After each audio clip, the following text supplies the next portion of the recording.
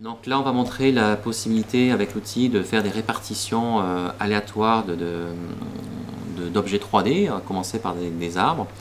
Donc en cliquant sur ce petit menu dupliquer les objets, on va pouvoir positionner donc différents objets, des modèles 3D par exemple, en donnant un facteur d'échelle, en sélectionnant donc un autre fichier, ici par exemple un modèle d'arbre, tilleul, en positionnant donc un espacement et puis un aléa, et puis la possibilité après de saisir la zone sur laquelle on souhaite faire cette répartition. Donc là on voit le résultat qui apparaît à l'écran avec des arbres qui ont été automatiquement implantés sur la zone. Donc aussi bien sur un polygone ou également sur un axe linéaire, c'est possible de mettre en place une végétation grâce à cet outil-là.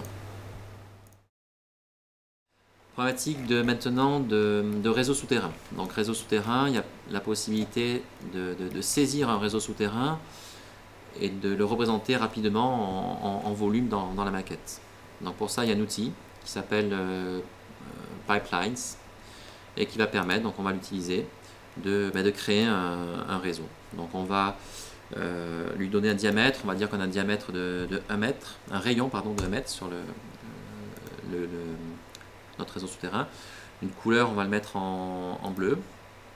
Voilà, donc là je vais saisir la ligne hop,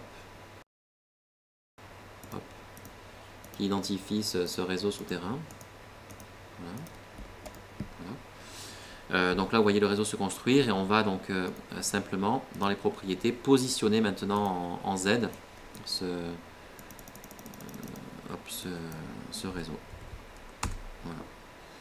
Alors peut-être pas moins 10 mètres, hein, moins 5 mètres. Voilà. Donc là j'ai bien un réseau qui est enterré. Si je veux le voir, eh bien deux possibilités. Je vais activer le mode souterrain ici. Et donc là je vais voir mon réseau souterrain apparaître. Ou je peux aussi très bien faire une fenêtre